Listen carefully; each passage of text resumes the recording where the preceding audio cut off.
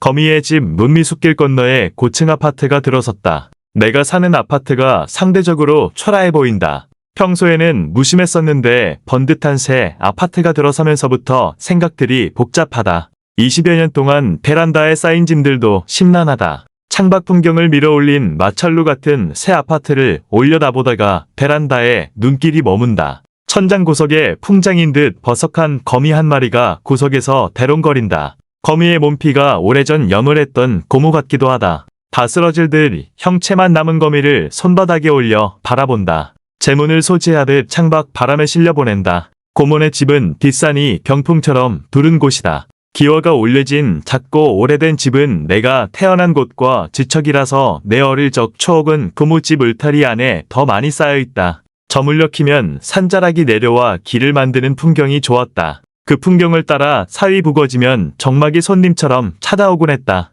베란다에 머문 시선을 거두고 지금은 빈집으로 사는 고모네 집으로 향한다. 주인 없는 빈집은 치매를 살았던 고모처럼 기울어져 있다. 독채 옆에 창고가 전부였던 집은 고모가 살면서 하나씩 덧대어졌다. 뒷안으로 슬레이트를 올린 창고가 들어서고 그 옆에는 별채를 지어 아궁이를 놓아 자식들의 방을 들였다. 정지 옆에도 감추고 싶은 살림살이를 넣을 수 있는 헛간을 거미집처럼 덧댔다. 고모부가 일찍 돌아가시고 새 아들 모두 타지로 보내 홀로 남은 고모는 세간들과 함께 늙어갔다. 늘 웃는 얼굴이었지만 구멍난 거미줄처럼 어딘가 모르게 허러워 보였다. 소식도 없이 객지를 떠돌다 죽은 막내 아들의 유골을 선산에 묻을 때도 알 수 없는 표정을 지었다. 고모는 그의 겨울 뇌출혈로 쓰러졌다. 그리곤 그 후유증으로 치매를 앓았다. 어쩌면 고모는 유골이 되어 돌아온 막내 아들 때문에 스스로 치매로 들었는지도 모르겠다.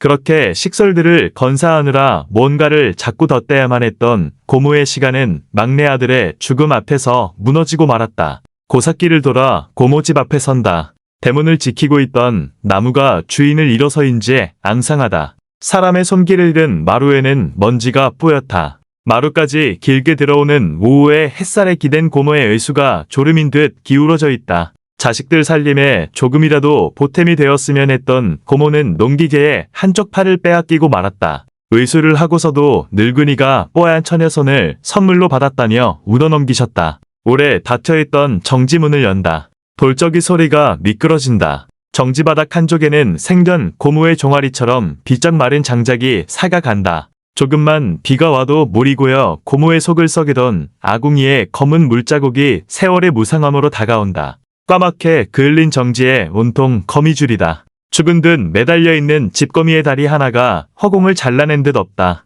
어디에서 잃었을까? 거미와 고모가 어딘지 모르게 닮았다. 정지문 틈으로 한 줄기 빛이 든다. 고모의 헛웃음이 거미줄에 걸려 흔들린다. 정지문 밖 뒤란 감나무 사이로 시절 인연인 듯 개밥바라기별 환해진다. 산그림자를 따라 고모 집을 나선다. 고모의 의수가 노을빛에 생기가 돈다. 손을 흔들어 배웅하는 것 같다. 고모가 남긴 것은 빈집의 의수가 아니라 위수를 하고서도 균형을 잃지 않고 삶의 줄을 치는 거미였다. 거미는 용도에 따라 집을 짓는 실, 먹이 저장하는 실, 여기저기 이동하는 실을 뽑아낸다는데 고모도 거미처럼 가족을 위해 이런저런 삶의 실을 뽑아냈지 싶다. 때로는 그 삶의 실이 바람에 날리고 끊겨도 다시 짓고 지었을 고모의 거미집.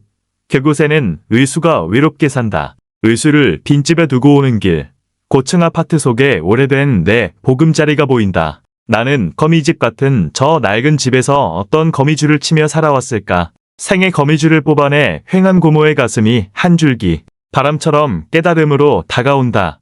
수상소감. 짖는개비가 유리창에 닿을락 말락. 바람에 실려 하늘로 자꾸 올라갑니다. 갈 길 모르는 나 같습니다. 그러나 조금 더 추워지면 눈이 되고 포근하면 비가 되겠지요. 그 사이에 있는 것도 괜찮다 싶을 무렵 한방눈이 내렸습니다. 세상은 춥지만 하얀 눈처럼 포근하라는 당부로 들렸습니다. 오랜 사랑이었습니다. 글쓰기와 독서만큼 나를 매료시킨 친구는 없었습니다. 그런데 이 친구를 세상에 소개하는 것은 늘 부족했습니다.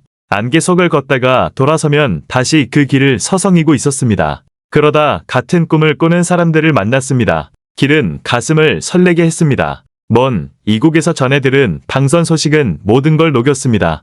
문득 거저 받은 거 꺼져주라는 스승님 말씀이 떠오릅니다. 세상에 줄 수 있는 것, 그것을 위해 자신을 버리고 제자를 돌보신 공덕에 작은 답이 된 듯하여 기쁩니다. 문학으로 만난 동인들과 나의 가족, 영곤, 은강, 은교와 이 기쁨을 함께하고 싶습니다. 네, 문학의 자양분이신 부모님, 지금은 하늘의 별이 되신 문영필, 전순덕 여사께도 이름 불러 감사를 전하고 싶습니다. 심사평, 언어를 매개로 하는 문학은 다채로운 방식으로 감성과 사유를 구조화한다. 수필 또한 경험 사실을 토대로 언어의 자유로운 상상을 요구한다. 다시 말해 삶은 수필 허구를 뛰어넘는 위대한 과정이지만 문학이 되기 위해서 날 것 그대로는 곤란하다는 말이다. 경험 현실이 문학이 되기 위해서 기표 사유의 수용이라든가 수사적 입장 또한 고려되어야 할 것이다. 올해 전북도민일보 응모작 다수는 이러한 방향에서 비켜서 있었다.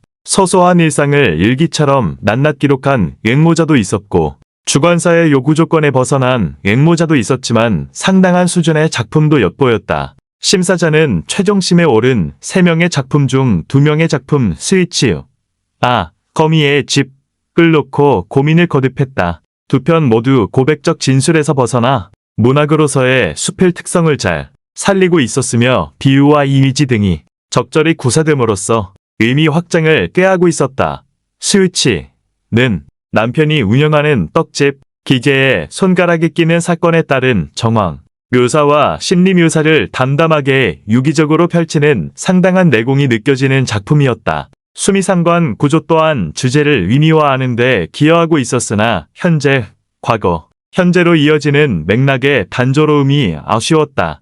거미의 집은 청산과부가 된 고모의 지난한 삶을 그려낸다. 응모작에 등장하는 고모는 결국 우리 모두의 어머니로 상징화되면서 어머니라는 이름이 삶을 지탱해 나가는 과정을 보여준다. 이때 한쪽 팔을 잃은 고모의 의수는 희망과 고난으로 점철된 삶을 이겨내는 도구로 작동하면서 가족이라는 또 다른 이름의 서사가 내재된 상관물로 기능한다. 가죽 서사의 특성상 자칫 감정의 과잉에 빠질 수 있음에도 적절히 절제한 것은 물론 맥락의 진행에 따른 비유적 이미지와 입체적 구성 등이 무난하게 펼쳐지고 있었다. 더하여 기울어진 거미집은 고모의 집으로 치환 묘사되며 마천루처럼 들어선 새 아파트와 현재 거주하는 화자의 낡은 집의 대비를 통해 화자의 집 역시 거미집으로 점층 이미지화되면서 인간에게 집이란 무엇이며 그 공간은 어떤 의미로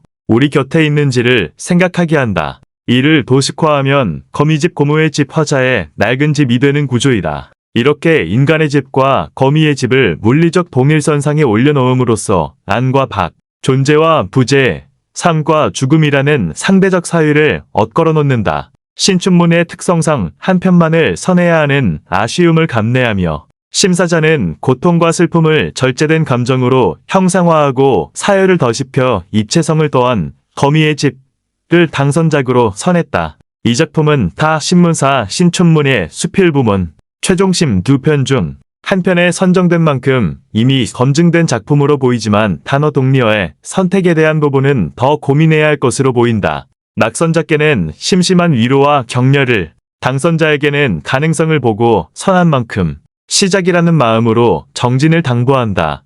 심사위원 백위선 문학박사 문학평론가